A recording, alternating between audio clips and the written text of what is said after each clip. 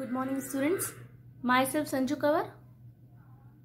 Students, आज के lecture में हम एनालॉग इलेक्ट्रॉनिक सर्किट्स का एक टॉपिक पढ़ेंगे। कॉमन ड्रेन एम्पलीफायर है हाई फ्रीक्वेंसी पे, उसका वोल्टेज गेन कैसे निकालना है। हाई फ्रीक्वेंसी पे कॉमन ड्रेन एम्पलीफायर का आपको वोल्टेज गेन निकालना है। तो इसके लिए प्रोसेस क्या रहेगा स्टूडेंट, देखिए।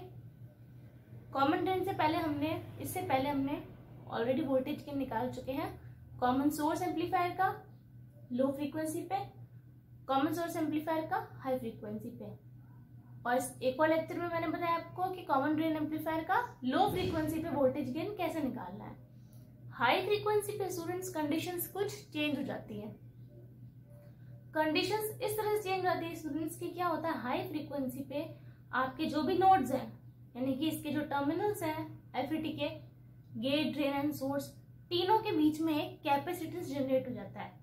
3 कैपेसिटेंस जनरेट हो जाते हैं, गेट और ड्रेन के बीच में एक, ड्रेन और सोर्स के बीच में एक, और गेट और सोर्स के बीच में। तो वो कैपेसिटेंस जो है अब आपके सर्किट में ऐड हो जाते हैं और आपके सर्किट को डिस्टर्बेंस देते हैं। तो उनको भी हमें इंक्लूड करना पड़ता है जब आप अपने इस एम्पलीफायर सर्किट का वोल्टेज गेन निकालेंगे। तो अब आपको हाई फ्रीक्वेंसी पे सबसे इंपॉर्टेंट यही है कि आपको उनको भी इन अकाउंट लेना पड़ता है, कैपेसिटेंसेस को। हाई फ्रीक्वेंसीज पे कैपेसिटेंसेस को भी आपको लेना पड़ता है, हाई फ्रीक्वेंसी पे कैपेसिटेंसेस को भी लेना पड़ता है। तो अब देखिए स्टूडेंट्स, मैंने यहाँ पे एक डायग्राम बनाया है। ये डायग्राम है आपके एन चैनल जेएफईटी का डायग्राम, जो आप देख रहे हैं सबसे लेफ्ट में। अब कॉमन ड्रेन एम्पलीफायर जो आपका है उसकी क्या प्रॉपर्टीज है स्टूडेंट, देखिए। कॉमन ड्रेन, तो इसका मतलब drain is common to both input and output. तो ड्रेन टर्मिनल जो है इनपुट और आउटपुट के बीच में कॉमन रहेगा, ठीक है। और कॉमन ड्रेन एम्पलीफायर की एक इंपॉर्टेंट चीज ये भी होती है कि इसको सोर्स फॉलोवर भी कहा जाता है। सोर्स फॉलोवर क्यों कहा जाता है, क्योंकि इसका जो वोल्टेज गेन है अप्रोक्सीमेटली यूनिटी आता है। तो जो सोर्स है वो फॉलो कर रहा है आपके आउटपुट को, यानी आउटपुट फॉलोज द इनपुट, ठीक है। इसलिए इसे सोर्स फॉलोवर भी कहा जाता है। और इसको वोल्टेज बफर की तरह भी काम में ले सकते हैं। इम्पीडेंसेस को ट्रांसफॉर्म करने के भी कॉमन ड्रेन एम्पलीफायर काम में आता है। तो मैंने एक simple basically common drain amplifier का एक सर्किट बनाया है। इसमें मैंने बाइसिंग नहीं शो की है, बाइसिंग अभी निग्लेक्ट करके स्मॉल एक छोटा सा मैंने बेसिक सिंपल सर्किट बनाया यहाँ पे, जो कि कॉमन ड्रेन एम्पलीफायर का सर्किट है।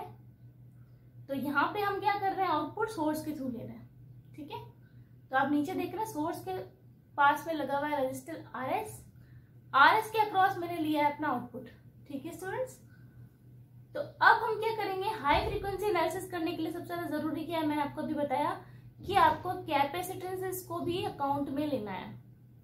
अभी जस्ट मैंने आपको बताया। तो आपका जो स्मॉल सिग्नल इक्विवेलेंट डायग्राम है, basic small signal equivalent diagram, जो एफईटी का बेसिकली स्मॉल सिग्नल डायग्राम होता है, उसमें क्या क्या होता है, एक इनपुट वोल्टेज है, एक करंट सोर्स है आपका जीएमवीजीएस, इंटरनल ड्रेन रेजिस्टेंस होता है आरडी, और आउटपुट आप जिसके अक्रॉस ले रहे हो, 4 चीजें होती है। अब आपको इन चारों के अलावा 3 चीजें और ऐड करनी है। 3 चीजें और क्या आ जाएंगी, वो 3 आ जाएंगे आपके कैपेसिटेंस जो कि आपके हर 2 टर्मिनल के बीच में जनरेट हुए।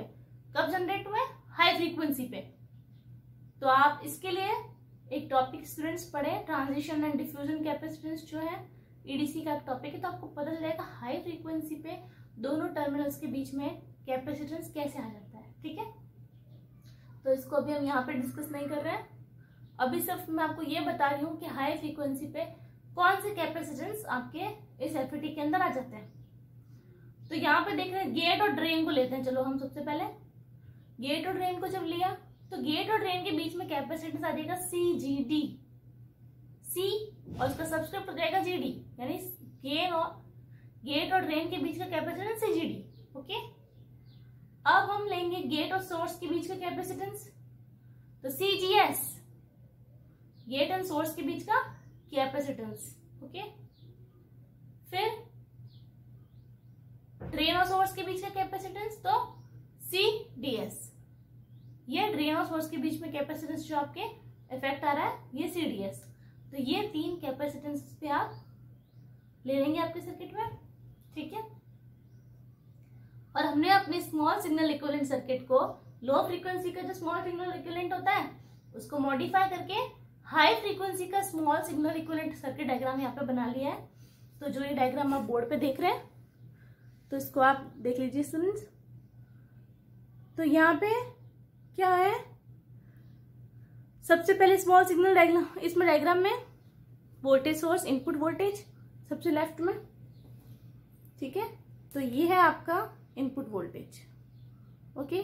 CGDS gate to drain capacitance, CGS gate to source capacitance, GM/VGS आपका current source, RD internal drain resistance, CDS drain to source capacitance, CSN आपका सोर्स से न्यूट्रल के बीच का जो कैपेसिटेंस थोड़ा बहुत जनरेट हो जाता है उसको भी हमने अकाउंट में लिया है, ठीक है।